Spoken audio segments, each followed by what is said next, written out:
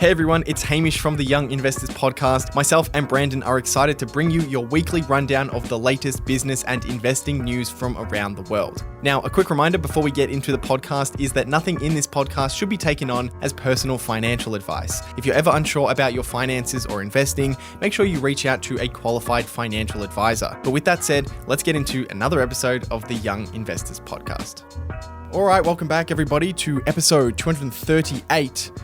I'm joined by Mr. Brandon. Mr. Brandon, how are you doing? Mr. Brandon himself.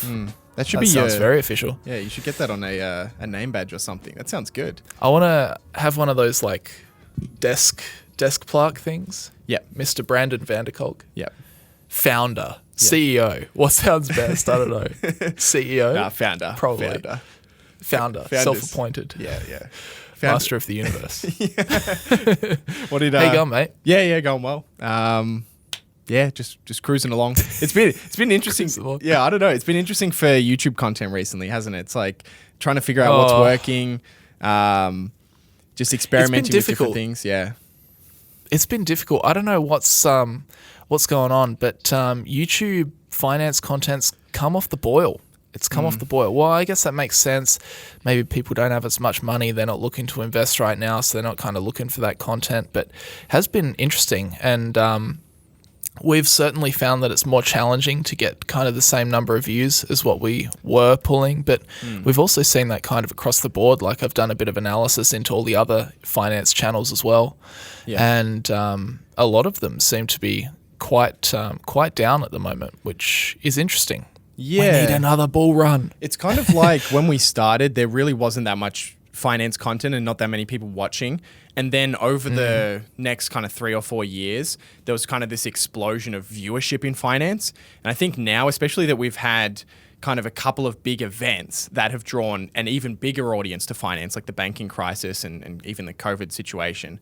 Now we're kind of experiencing a lull for the first time, rather than in the past, it was kind of always, there was more people watching finance just because it was growing so quickly. So maybe that's kind of part of it. But, there's never a dull moment. Well, I mean, I guess it depends who you ask, but I think there's never a dull moment in finance. So there's always something that's going to be coming around the corner.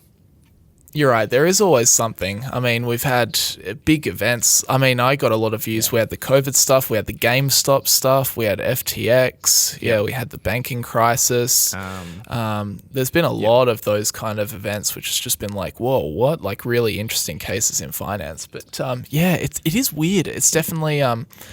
It definitely is a bit of a lull at the moment. I think the market's actually on a bit of a tear at the moment. It's kind of charging up towards an all-time high. But I think just generally people's interest in investing has kind of waned a little bit, probably because of the actions of the Fed, basically taking everybody's money away from them by raising interest rates so much. So I think times are tighter. People aren't thinking about investing as much. They're more thinking about the day-to-day, kind of the cost of living, paying down their mortgage, suffering from inflation, that kind of thing. But I don't know. Yeah, it's really interesting. So thanks, guys. Thanks for still being here. We appreciate it. Yeah, but I mean, it is good. The good thing about it is you don't want everything to just be going the way that you expect, because then you're not challenging yourself. You're not trying to make better content. And I think over the past year, I track all of my hours in the work that I do. And this year so far, I've done more hours than I did last year in total for all of 2022. So it's kind of been a tougher year, but it's also challenged me to work harder and improve things that I hopefully is coming through in the content. So definitely. Yeah, it's good. It's good. It's coming. It's my new catchphrase. It's coming. Hamish at the casinos in Vegas. Yeah. It's coming. It's coming. No, what have we got to talk about today? We've got a big update on the Microsoft Activision merger case. So we've got more information about that to follow on from last week, especially around Mr. Warren Buffett and what he might be doing or has done with his Activision stakes. We'll talk about that. It's earnings season. We always kind of kick off earnings season with the two biggest stories of this week, which is Tesla and Netflix. And what else have we got? They always jump in early. Those two. Yeah, they're pretty much straight off the bat. And we'll see if we got time. TikTok is testing a music streaming service, which I think is really interesting. So I'll talk about that for a little bit. But the funny one, I'll read you the headline. I hope we get time to talk about this. Convicted Ponzi schemer granted clemency by Trump, charged with new Ponzi scheme. Right. Okay. Interesting. Isn't that great? That's great. Yeah, so funny. We'll make time for that for sure. I definitely want to hear that. But with that said, we'll get underway. Today's episode is sponsored by Seeking Alpha, your one-stop shop for stock analysis, market data, and news. Access expert analysis and news for thousands of stocks. View buy, hold, and sell ratings from members, Wall Street analysts, and Seeking Alpha's own algorithm. Screen for stocks using a variety of fundamental and technical analysis metrics. Access 10 years of financial data and company filings. And manage your portfolio by tracking your investments with price alerts so you never miss a buying opportunity again. Click the link in the episode description, or head directly to seekingalpha.me/young investors. That's seekingalpha.me/young investors to try Seeking Alpha free for 14 days. So go check it out. And do you want to hear about a money loss of the week? Money loss of the week. Money loss of the week. Money loss of the week. I've got my light right in front of me, right? And I've got my monitors here. Our YouTube set is over here. So we shift the light, right?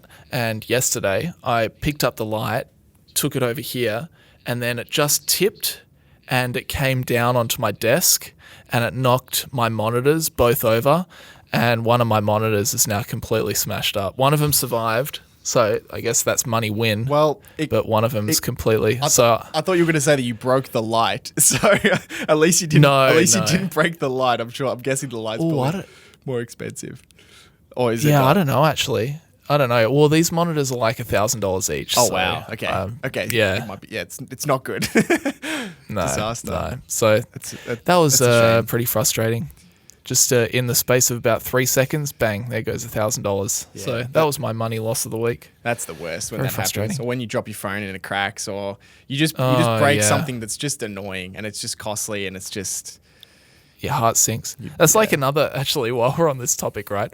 I got all 4 tires replaced on my car, right?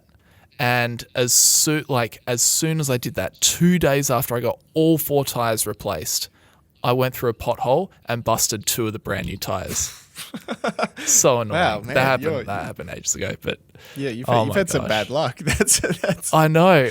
That's no good. I was telling Scott, my accountant, that because it's the car's kind of tied up in my tax anyway. And he looked at me and he's like, "Damn, you've had a bad week." I was like, "Yup." Yeah. Well, so anyway, your week isn't as bad as the FTC because we've got an update around. Do you like that one? There's an update around the Microsoft Activision merger case, and I'll give a bit of a very quick timeline of everything involved in this case, just to keep everyone up to speed. So Microsoft, of course, is acquiring or merging with Activision. They aim to close the acquisition by the 18th of July, which was kind of fast approaching. So the Federal Trade Commission then filed a lawsuit to block the acquisition against antitrust and monopolistic kind of reasons. The trial was set to be held in August. So because the merger was going to finish before the trial, the FTC had to file for an injunction, which is just a fancy way of saying they wanted the court to postpone the merger until after the trial. And last week we spoke about how the judge ruled against the FTC, so no injunction was put in place.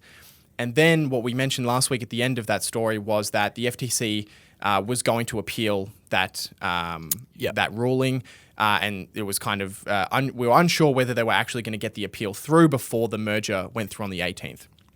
So that brings us up to speed to where we are this week, and we have a few pieces of, same as last week, we've got a bunch of news coming out around this story. The first one is, of course, the FTC did have they went to the appeals courts and they lost.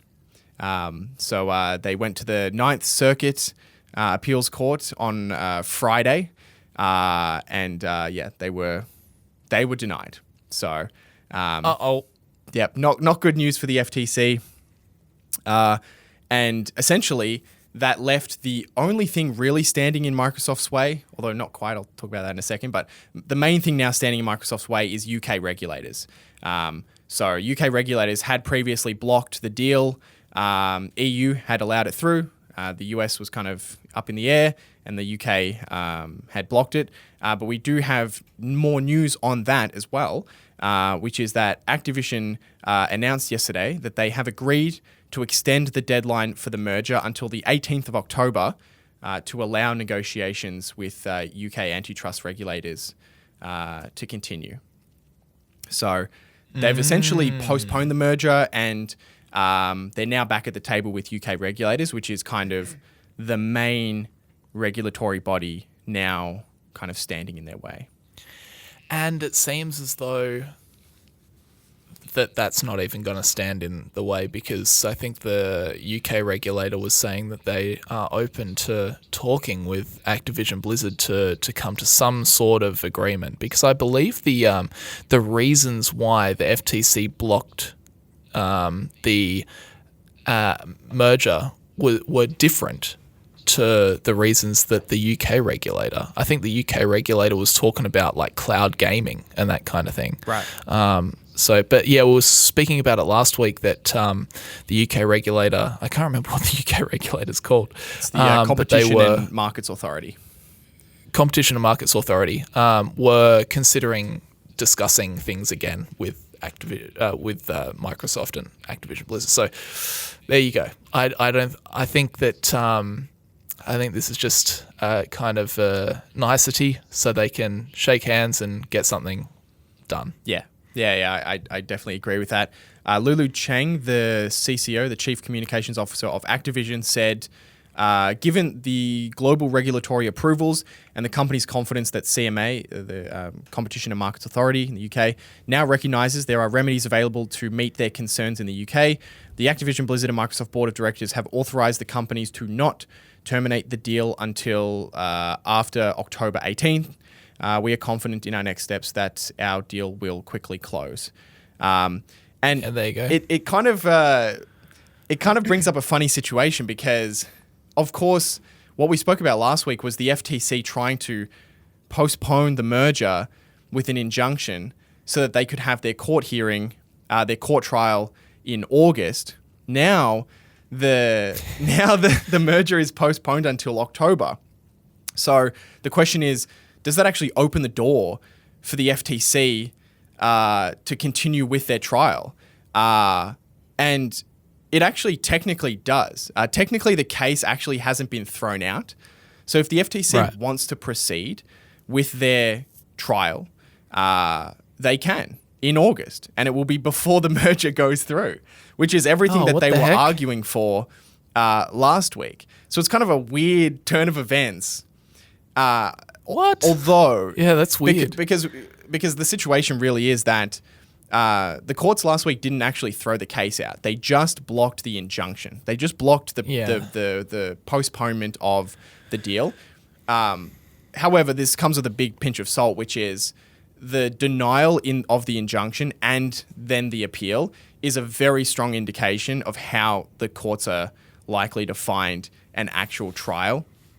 Because not as much evidence even needs to be presented in order to get an injunction compared to actually winning the case. So the fact that the injunction was thrown out and the appeal means that winning the lawsuit at trial is probably very unlikely. And in almost every case, the FTC has dropped the case after losing the injunction. We'll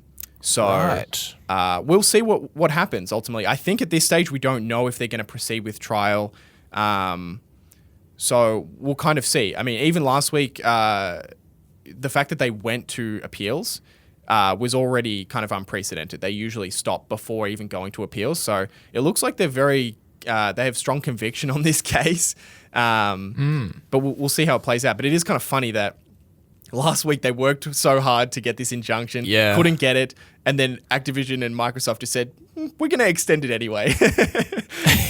I don't understand. Yeah, that's kind of funny. I wonder why they've done that, why they haven't just been like... Now with that information, it makes sense. Why would they have done that? Why wouldn't have... They just been like, all right, let's close the deal, get it done, get it done, get it done. Yeah, well, I mean, they want the UK regulators on side, and it's kind of like they got the UK regulators back at the table by winning the injunction case. In a way, like that was kind of the spark that got the UK regulators to say, "Oh, we're the only ones standing in the way now." So it's kind of it's just a weird mix of this regulator looking at that regulator and deciding what to do. So it was the UK regulators that were like, "Oh no, we're the only ones stopping this." Yeah. So then Activision and Microsoft, they're like, "That's okay. We'll work with you guys so you can save face. We'll extend the timeline." And now they're essentially, by coming to some sort of agreement with the UK regulator, they're doing the same thing to the FTC, where the FTC is going to be like, "Oh, we're the only regulator." Yeah. So yeah, that's so strange. So it'll be interesting to see what happens. I think I haven't read too much on this, but I saw there was a bunch of lawmakers in the US who want the FTC to they signed some kind of petition for the FTC to drop this case because it is very expensive.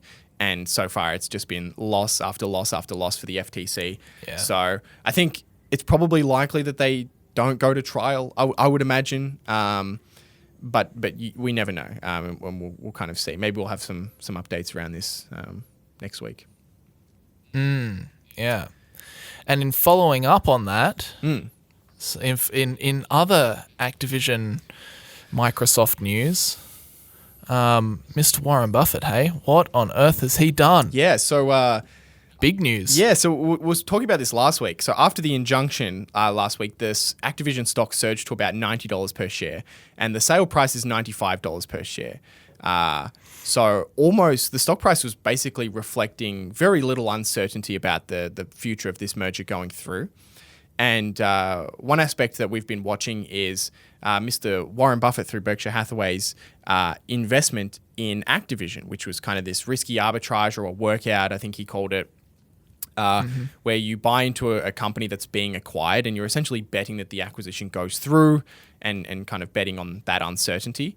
And it seemed likely, or at least my instinct from last week was that Buffett would sell most or all of the investment, given that the risk-reward profile has shifted so much. There's not much to be gained by holding Activision anymore if it's just purely for the merger trade.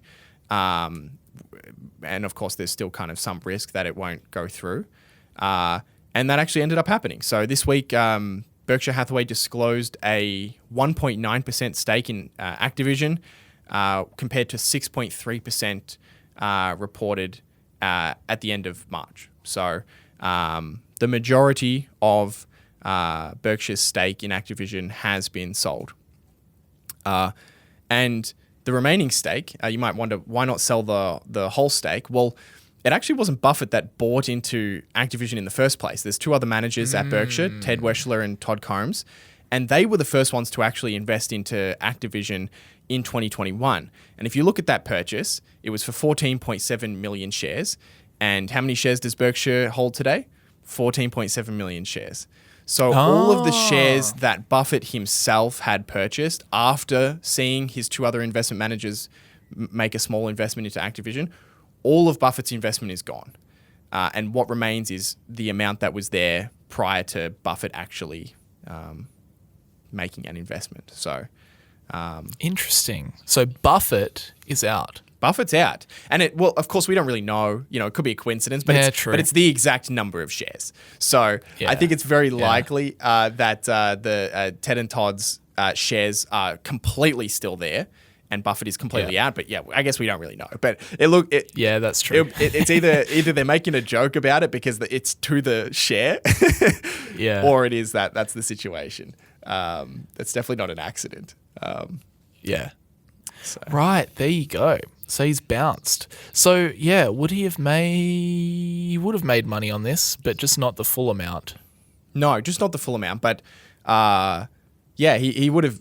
Certainly would have made money. And as we kind of mentioned, there's not that much upside left. So considering there is still, I would imagine some reasonable percentage of risk that this merger fails. I think it's very small at this point, but certainly the risk reward profile has shifted, at least certainly in Buffett's eyes.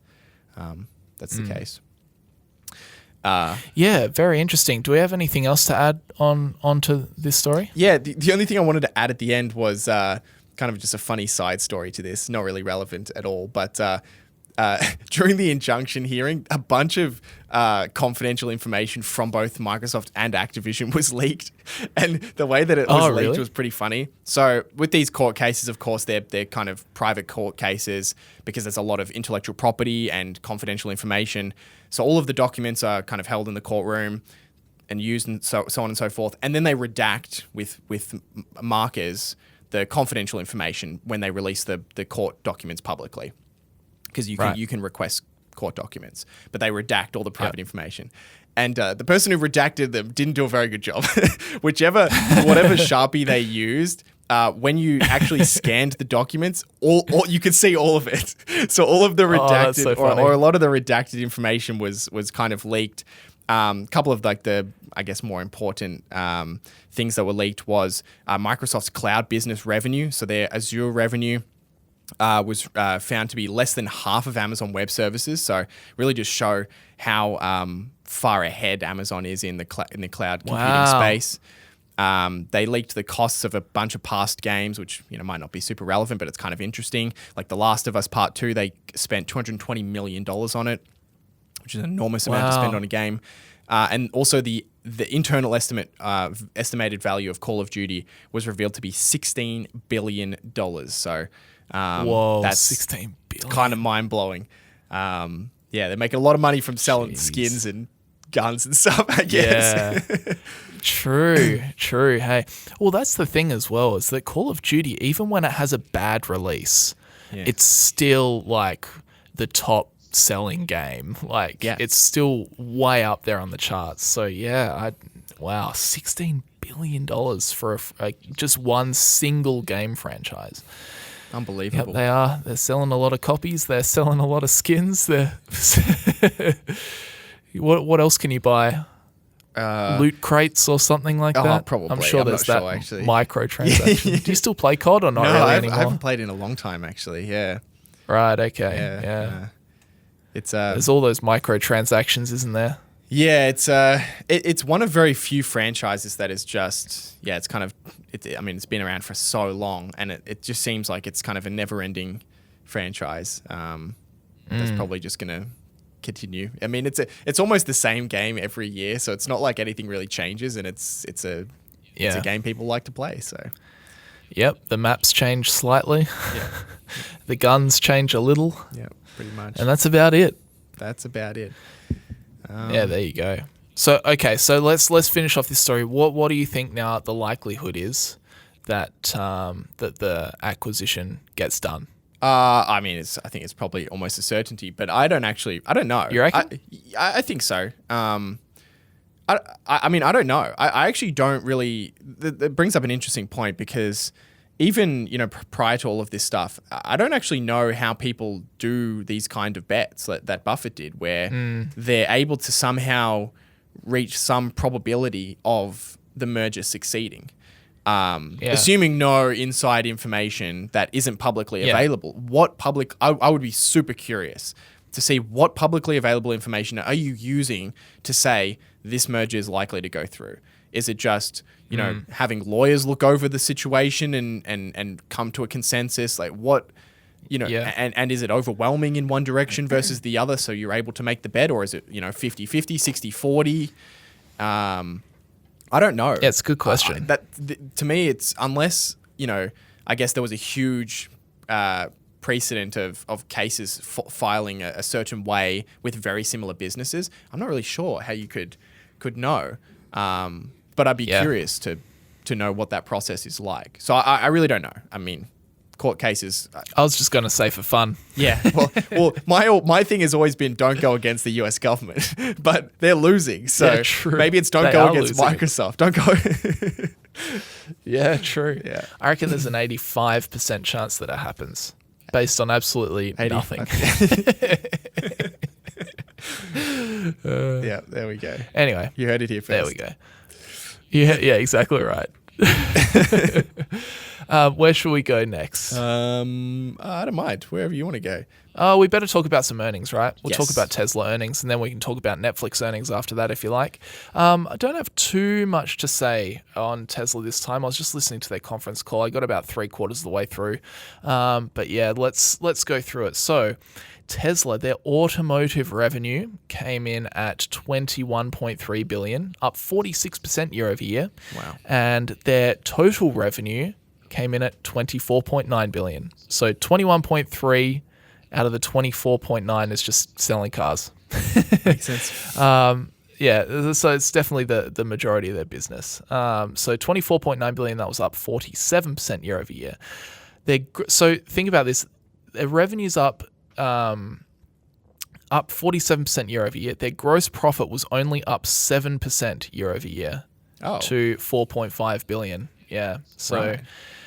costs up. Interesting. Yeah, gee. I'm still perplexed every time they come out with a report and it's 50% revenue growth. It is mind-blowing, especially given the environment we're in and some of the other numbers we've seen from other companies. Yeah, it's crazy. They're just able to sell their cars. They keep making more cars and people keep buying them. And Crazy. they're not small anymore. They're a big automaker. I can't remember they're over 1 million units, right? And I think they're well over 1 million units. Yeah, I think trailing 12 months was like 1.6 million units or something like that. Yeah, so Yeah. they're by no means a small automaker. I mean, they're big. They're not as big as the big dogs. No, they're not doing. They've still got a long way to go before but they're not like a little niche automaker anymore. Definitely not. Yeah. No, definitely not. No. They're a mass manufacturer. What's it? Yeah, like a Toyota must be. What are they like? 10, 15 million? Yeah. Something like that. Yeah. Yeah, I think like around maybe ballpark 10. Yeah.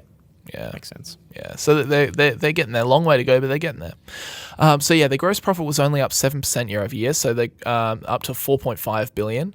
Operating margin was down to 9.6% from 14.6% a year ago, and overall their net income came in at 2.7 billion, up 20% year over year. So that's pretty crazy. It shows you, we started with total revenue of 24.9, and by the bottom of the income statement we whittled 24.9 down to 2.7. Yep. It's an expensive business. Expensive business, yeah. Yeah, exactly. Building cars, Building cars. Free cash flow came in at $1 billion for the quarter, up 62% year over year. So I thought that was quite interesting, although that number is very bouncy, very, very bouncy, depending on what they're doing at any given time. Okay, let's talk about their operations, Hamish Hodder, because I always find that to be more interesting, just like what they're up to, what they're doing. So they produced 479,700 cars in Q2, up 86% year over year, which is a new quarterly record for them. So well done. And that is thanks to the ongoing ramp up at Texas and Berlin gigafactories. So yeah, pretty staggering. We're in this kind of macro environment. They just post 86% production growth year over year. It's pretty funny. And the amount of articles I've seen over the past 2 years saying Tesla has a demand problem and all of this stuff. And it's just, I mean, I've never kind of taken a stance on it, but just watching it has just been mind blowing. No, they don't have a demand problem, at least so far. No, and I mean, their strategy is if they ever do have a demand problem, they're happy to take lower margins for a bit because their mission is first and foremost to get more electric vehicles out into the world. So they just I think, was it last quarter? They just dropped their prices a little bit. Flood of orders came in. Yeah. So they've got that little lever if they need it. Yeah. In terms of their solar, so 66 megawatts of solar deployed, which is down 38% year over year. They noted that high interest rates are meaning just less solar purchases happening right now. So that kind of part of their business, which is very small anyway, is not really doing much at the moment. 3,653 megawatt hours of battery storage was deployed in the quarter, up 222% year over year. So now that they're kind of starting to get on top of their battery cell situation, the amount of grid scale batteries that they're able to deploy is going up quite a lot. Some other stats: their mobile service fleet is up 22% year over year. They have 29% more locations around the world year over year, and 33% more superchargers. There's now 48,000 supercharger connectors around the world at 5,200 different locations. Wow, there's quite a few. Quite a few petrol stations, as we would say, gas stations if you're in the States. That's the gas station of the electric car. Yeah, exactly. They made a couple of deals recently, didn't they, with traditional automakers around allowing some of them to use the superchargers. I think I saw something like that recently. They did. So Tesla's funny, right? They designed their the charging port, and this is a Tesla design. Right, they designed it, and they called the port the North American Charging Standard. How good's that? That's like the top, like that is confidence right there. Yeah. That is confidence. So they called it the North American Charging Standard. But yeah, you're right. Over the last few weeks or across the past month or two, a significant number of companies, including Ford, GM, Mercedes, Nissan, Polestar, Rivian, Volvo, and Electrify America as well. So not just a car company, but Electrify America have announced that they will be adopting NACS, a charging standard developed by Tesla over a decade ago for their North American products. So there seems to be this gravitation towards the Tesla-designed port for electric vehicles. And the reason for that is because they have come to agreements with these car companies that if they put in the ports, then they will let the other car manufacturers use the Tesla supercharger network, which, as we said before, 48,000 connectors across 5,200 locations around the world. They're probably, I mean, it saves them having to build out their a whole new charging system throughout the US. So it seems like a match made in heaven, and well, clearly it is, because these other automakers are now coming on board and adopting the Tesla charge port, so they can use the supercharger network. There you go. Yeah, it's very strange. So yeah, you've got like an automaker basically that owns like the gas station network in a way, like the electric equivalent. No, definitely. I wonder. And that's the thing. Sorry, go on. Sorry, yeah.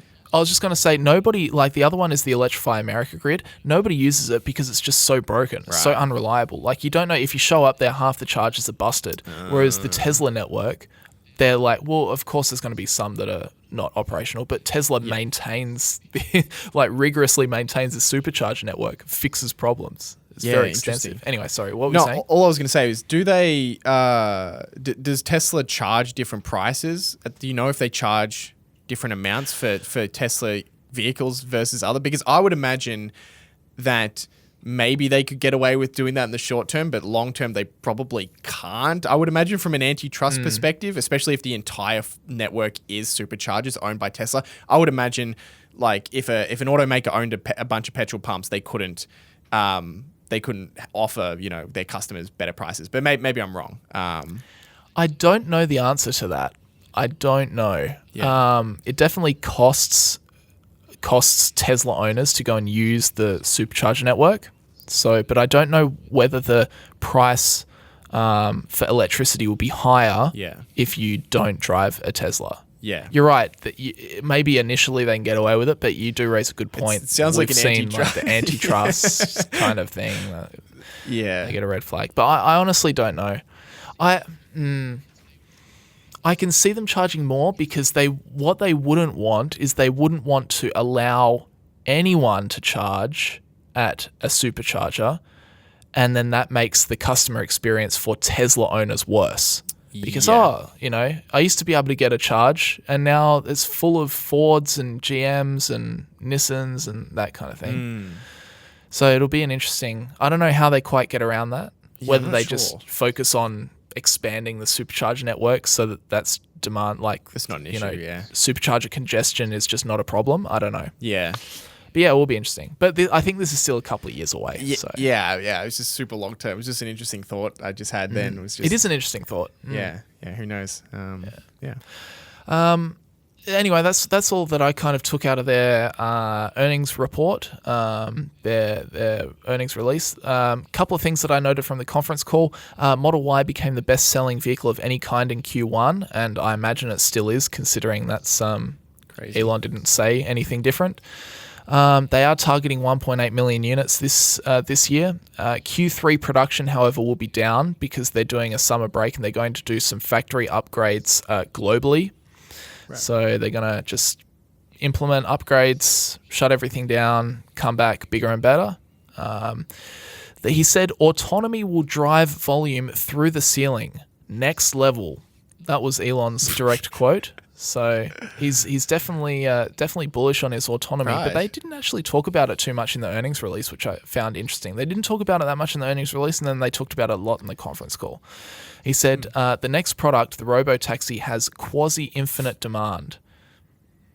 So he's really bullish. He says it's a revolutionary design made in a revolutionary way, highest units per hour of any vehicle ever.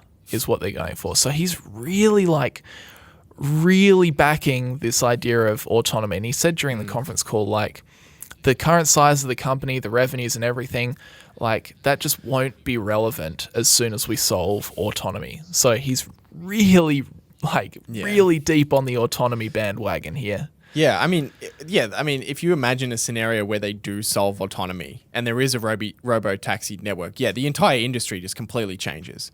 It does. Like you've kind of mentioned before, it immediately becomes, your vehicle is now an asset if it's being used in that respect. It's almost like a house where you can buy it for yourself, or it can be an investment that you rent out. So there's no doubt that the economics of the auto business and the other rideshare businesses changes completely the moment that happens. But it is, I kind of chuckle because it's funny. Like every couple of years, Elon comes out and says, something he's bold about it, and then it just kind of goes quiet for a while because it's obviously proving to be much more challenging than I think anybody anticipated. That's the thing. He said that full self-driving will be ready and out there every year for the past 6 years. Yeah. I wonder when the first time he said that it was coming in the next 2 years or something. I swear, like back in 2017. It was ages ago. He was saying it's coming. Yeah. So he does lose marks for realistic timeframes. However, it was very interesting, like just his brain, like listening to how he's thinking. He is so deep on the idea that they will solve autonomy, and that will be a revolutionary turning point for their business. It's just interesting that that's how he's thinking about the company. He's not like, he was basically like dismissing what they're doing, right? It's like, what's happening now? It's like, it's totally irrelevant, guys. Like, don't even worry about what's happening now. The thing that matters is the autonomous driving. So anyway, I thought that was very interesting. On that note, he kind of said that they're trying to ramp up their dojo training computer efforts. He said there's no substitute for a massive amount of data. Tesla has an order of magnitude more data to feed the neural nets than all the other car companies combined. There's now 300 million miles driven on full self-driving beta, but he says that will soon be irrelevant as well, just because it will exponentially grow. So I thought that was interesting. He said that when it's all ready and available, they are keen to license full self-driving to other auto manufacturers, which I thought was good. They're not going to keep it for themselves. They're going to give it to other auto companies as well, which could be a very big. If they're like easily number one and they just get there, kind of like a Google Maps, I guess, then they can just collect revenue from it, I guess. Yeah, it doesn't. Yeah, because the valuable part is not the hardware, really. I mean, Tesla makes great cars, but that's not the valuable bit that we're talking about here. It's the software, and it would be weird. In any other software respect. Well, Apple does it a little bit, but most of the time companies don't really care what hardware people use, because there's so much value that can be drawn out of the software. So it makes sense. Yeah. Only a couple more things. 4680 battery cells. There was 80% growth in production in Q2 over Q1, and they surpassed 10 million production cells produced. And then on the Optimus robot, Elon just said they're having to build their own actuators. There was no off-the-shelf good humanoid robot actuators that were, manufacturable and cheap that they could use, so they're going to do it themselves. They're hoping to have a walking robot with the Tesla actuators in November. He was asked, when will it be able to do useful things? Elon says they're going to use it first in their own factories, and they hope sometime next year it will be able to do something useful in their factories. I forgot about that robot, to be honest. Yeah. Oh boy. It's just You're bearish on it. No. I'm not bearish on it. I'm just looking forward. Every time I hear anything Elon says, I just look into the future and I just see, oh god, there's just gonna be robots everywhere carrying pot plants, putting it down, watering the pot plant, making coffees. Like, you just know, you just know when it's a thing. There's going to be some that just get some glitches. You remember like playing, I don't know if you ever played like Skyrim or something, and just half the NPCs are just like walking into walls, just like trying to walk through a wall. Like that'll be, you'll look outside, it's like, oh look, one of those Tesla bots is trying to walk through that wall over there. Yeah, it's going to be weird. It's going to be it's a strange future. Yeah. Anyway, that's all I had for Tesla earnings. Wrap it up before I keep yammering. Hopefully that's a good kind of concise overview of where they're at and what they're looking at. Yeah, that was great. That was good. Yeah. Tell me about Netflix. Keen to hear what's going on at Netflix. Yeah, it's a pretty all eyes on Netflix, I think, for this quarter, just because they've been doing a lot in terms of kind of password sharing, crackdown. Yes. And it was actually rolled out now to some extent in more than 100 countries during the quarter. So right. It's in full force. So a lot of people are kind of keeping an eye on Netflix to see how it's doing. So they released their quarterly earnings. Revenue for the company came in at $8.2 billion, which was up just 2.7% year over year. So pretty measly revenue growth. And similar story to last quarter. The biggest impact is still foreign exchange.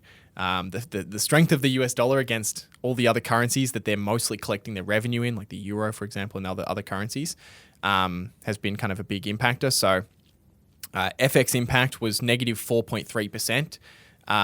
So that was kind of a big downward pressure on revenue growth.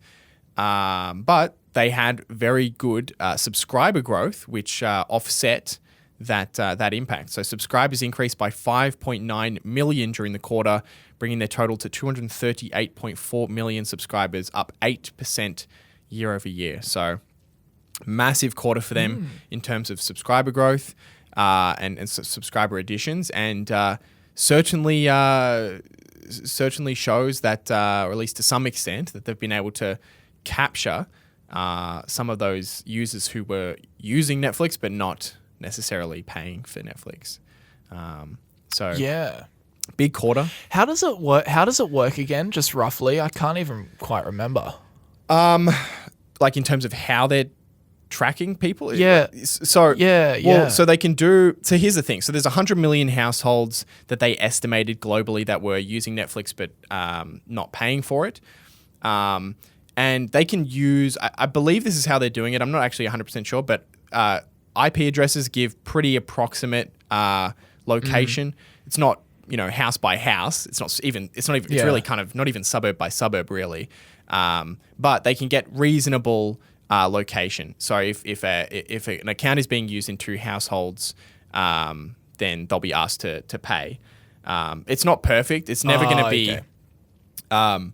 They're never going to capture everybody because they're not asking for your address or your specific. They're not tracking your specific location. So, for example, if you lived.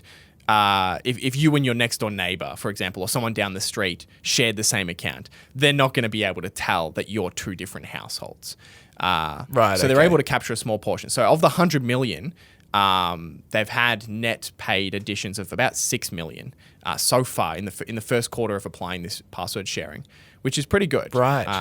And this is kind of the way that I thought it would always go. It's never they're going to capture all of them. It's that even if they capture a small amount, the recurring revenue that they're getting from those people is considerable. And it's a market that they can now access that was kind of unavailable because people were just sharing accounts. Right. Right, I see. In terms of average revenue per member, it was actually down 1% on an FX neutral basis. And that's really because they gained a lot of subscribers in the Asia Pacific region. And that continues to be a kind of a low revenue segment for their business. We get it cheaper, do we? Well, not us, but other parts of Asia. Damn it. Not us. Yeah, we must have, I mean, in terms of dollars, we must have one of the most expensive because the Australian dollar is quite a bit weaker than the US dollar. So I think yeah, it's pretty expensive here. To have Netflix. Anyway. But anyway, in terms of profitability, operating margin improved from 20% to 22%. So even with only less than 3% revenue growth, their operating income grew 16% year over year to 1.8 billion. So that's kind of that operating leverage. There was a good video that Investing with Tom did on Netflix about companies with operating leverage. And he spoke about Netflix, and that kind of speaks to why small revenue increases can drive pretty considerable increases in cash flow or operating income. In terms of engagement, which is arguably the most important metric, at least in my view, it's the most important metric. How are people actually spending their time? I mean, people might change which subscriptions they use in the short term or cut back their spending, but ultimately how people are actually spending their time is going to be the best determiner of which companies in this space do well over time. And we just got engagement data out of the US that we can look at. And it's kind of the most interesting time to look at engagement data, in my view, because in the US, school just ended. So you get to see the shift in how people spend their time and how kids are spending their time, because kids now contribute to a large part of the overall TV viewing time. And you get to see how are kids spending their time, which is kind of the future of entertainment. Rather than kind of looking at how it looks now, which is mostly people who are kind of older and still using traditional TV. During the month, traditional TV lost 3 whole percentage points of market share in a month, which is a massive decline. Streaming now represents 37.7% of all TV viewing. The biggest piece of that was YouTube with 8.8% market share, followed by Netflix at 8.2%. And then Hulu at 3.5%, and then all the rest of the streamers have 2% each. Which, a couple of things to note here. It's not surprising to see YouTube continue to be a massive piece of that pie. YouTube is just a beast, and I think it's going to continue to be, such a large part of engagement. And it's also kind of interesting to see that engagement for Netflix actually went up after the password crackdown, because you would imagine there'd be a large amount of people who were using Netflix for free. And then were blocked, and those people just decided to no longer watch Netflix. You would imagine there'd be some portion of that, but the fact that Netflix's engagement actually went up during the quarter during that month in particular is kind of impressive. Yeah, right. There you go. So streaming is 37. Sorry, I'm just trying to read through the numbers. Streaming is 37.7%, and of that, Netflix gets 8.2. Well, yeah, crazy. The 8.2 is. I wonder what. Yeah. So the other stuff is cable. What else? Yeah, so just cable TV and broadcast TV are the majority of TV viewing time still today. It's been kind of shifting at a 1 percentage point per month kind of thing for a few years now. Streaming. I believe streaming is now the largest piece of that pie. That recently happened the last couple of months. So, not overly surprising. They also started reporting, which I thought was interesting, the number of views as well as watch hours of their shows. So they've always reported watch hours, but now they're reporting views, which is kind of interesting. Just another way you can kind of think about the performance of their shows. So their biggest show, Squid Game, for example, had the equivalent of 265 million people watch for a total of 8 hours each, which is an astounding figure. I kind of think of it in terms of, thinking of a Mr. Beast video, for example. He gets kind of 100 million views, and he's able to, I would imagine, engage that audience for 8 minutes at a time, right? It's like 8 minutes, 100 million people. And some of these shows, obviously it's not the same production or anything like that, but it's crazy to entertain 250 million plus people for 8 hours on average each, which is... that's crazy. Which is kind of a crazy That's statistic. Insane. Yeah, this is cool, actually. I like that they give us watch time, and now they give us views as well, so we can get average view duration as well. Yeah, exactly. And I've said this for so long. I just want other media companies to do this because they have all this data, And Yeah, they're not going to do course. it because it probably looks really bad compared to Netflix's number, just Yeah. because they have a big audience. But I want them to do it because I'm curious about how shows like Succession or House of the Dragon, how are these shows in terms of watch hours? You know, because they've got these massive budgets. House of the Dragon, for example, massive budget. You know, how is that converting into actual people consuming that content? Is it niche content or is it actually, you know, widely viewed like some of these shows? So. Yeah. I want to see the stats for that Lord of the Rings show. It's got to be abysmal. Man. It's got to be bad. It's got to be so bad. That budget was so enormous, but it flopped so hard. Yeah. That's got to be one of the worst, I would say. I don't know. We'll see. Yeah, hopefully that gets leaked. We're never going to see that Hopefully. voluntarily because it's got to be so bad. No. It's got to be horrendously bad. Anyway. Anyway. This is, super interesting. Yeah. I'll have to have a look. So are they showing like all of their shows? Are they doing this for all their shows? Well, they've always just no, it's just the top 10.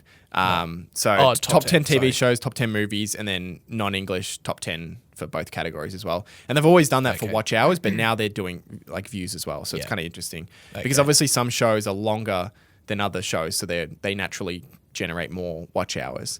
But it is, I love looking at those rankings, and they do week by week as well, so you can kind of see. Right. Yeah, that's a good thing about Netflix is if you want to look at a crazy amount of like TV data, there's so much. There's heaps you could go through and look at. You could track, just how many watch hours the whole platform's getting week by week and how that's trended over time. And yeah, there's tons of stuff to look at. Nice. That's just about it. The only other couple of things was they actually removed one of their plans. So they removed the basic without ads plan. To kind of go back to the 3 tiers that they previously had, except now the lowest tier has advertising. So they've kind of simplified that down. And content spend is down pretty considerably, but it's kind of not really by their choice. A big part of that is due to the writers and the actors strikes, which have, the actors joined the writers last week, but those strikes have been going on for a very long time now. So yeah, they have. Very interesting, Hamish. All right, shall we get to this funny news story? Yeah. Finish things off. So Ponzi schemer remains a Ponzi schemer. Yeah, it's so funny. I don't want to harp on this too much. I don't want to get political or anything, but I just thought it just caught my attention because it's just so funny. Convicted Ponzi schemer granted clemency by Trump, charged with a new Ponzi scheme. A New Jersey man who had his prison sentence for running a massive Ponzi scheme commuted by Donald Trump on the final day of his presidency was charged Wednesday with orchestrating a similar scheme. Eli Weinstein and 4 accomplices are accused of overseeing a new Ponzi scheme that prosecutors say defrauded 150 victims out of more than $35 million. How's that that's like dollars per victims? That's quite high. 150 victims and $35 million. Yeah, that's crazy. Wow. Yeah, gee. Yeah. Hundreds of thousands of dollars. Weinstein, sorry? Hundreds of thousands of dollars, each. Yeah. Weinstein has now been charged with defrauding investors 3 times. First came in 2013, where he pleaded guilty to 45 counts of fraud and conspiracy for stealing over $200 million from investors. In 2015, he pleaded guilty in a second case, this time to committing wire fraud while he was on trial for the Ponzi scheme. Weinstein has served 8 years of his 24-year prison sentence when Trump granted him clemency in 2021 as one of the 143 people who received either pardons or commutations during Trump's final hours in office. Wait. Hold on a second. 24-year prison sentence. Okay, this story aside, this guy gets 24 years and Elizabeth Holmes' sentence is 9 years. Where's the logic in that? Yeah, I don't know, man.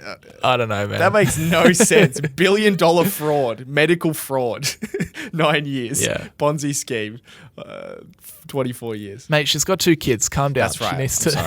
Sorry. She's got to get back to the kids that she had while on trial, knowing she was going to prison. Anyway, back to the story. Breathe, Hamish. Take a couple of deep breaths while I read you the rest of this.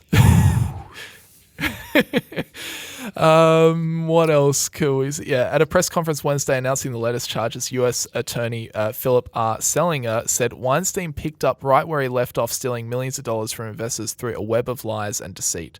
According to the criminal complaint, Weinstein and his accomplices created fake investment funds and told prospective investors that their money would be used, quote, to invest in lucrative deals involving, among other things, COVID-19 masks, scarce baby formula, and first aid kits bound for Ukraine. In order to hide his true identity and his criminal past, Weinstein used the name Mike Koenig when communicating with investors. So there you go. In addition to the criminal charges facing Weinstein, the Securities and Exchange Commission on Wednesday filed a civil complaint against him and five other alleged co-conspirators.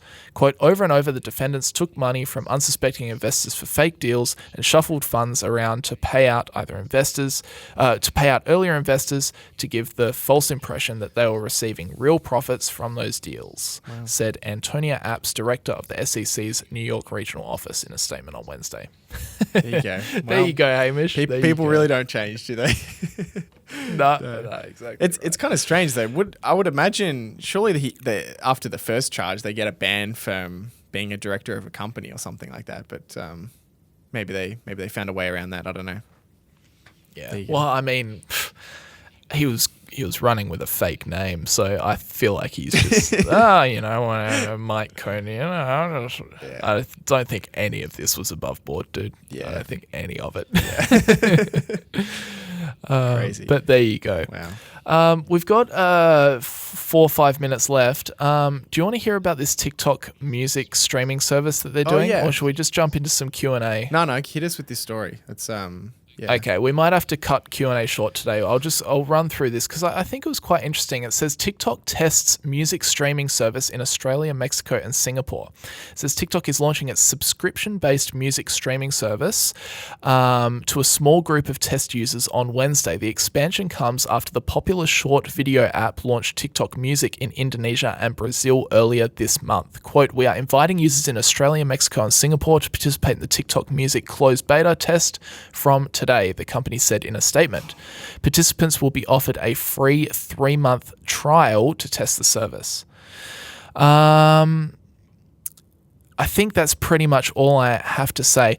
But the reason that I wanted to bring this up, there is a little bit more, but that's the main point of it. They're launching this subscription music streaming service. I think this is really smart. I think this is really smart from TikTok. And the reason that I say that is that so many songs go viral through TikTok. So many people, they don't realize it, but they become familiar with songs through TikTok. I mean, artists, they try desperately to get their new songs being used on TikTok. So I think it's any sort of seamless integration from a music streaming service with the TikTok app itself is going to be just, I feel, a match made in heaven. I mean, if you're just scrolling TikToks and you hear that like jam that people are now using and you're like, oh yeah, I dig that. And from the app, you can just be like, add to playlist, and you can just start listening to that. And from your TikTok scrolling, you like build out playlists of songs that you like just from the TikToks that you watch. I feel like that's pretty smart. I don't know. Yeah, it's an interesting world now for artists because there's obviously so much competition for music artists, but it really is just about it's just about kind of growing your platform, and TikTok is one of those places where if you look at the charts at any given point, like global charts, there's always a bunch of TikTok music on there, whether or not you like it. But that's how much viewership that TikTok is getting in front of these artists that it's just driving those songs to the top of the charts. So I mean, it does make sense. I honestly, I'm not actually sure how these kind of businesses work, like what deals they have with record labels or artists. I don't know. I don't know either. The logistics of how that works, but interesting to see, because if they can make deals in the same way that Spotify has and YouTube Music or is it YouTube Music? Then what's kind of the competitive advantage, and can they just compete on price basically? It'd be interesting to see. The way I see it is that people hear a lot of music on TikTok.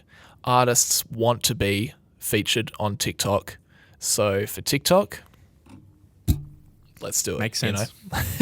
Let's make it happen.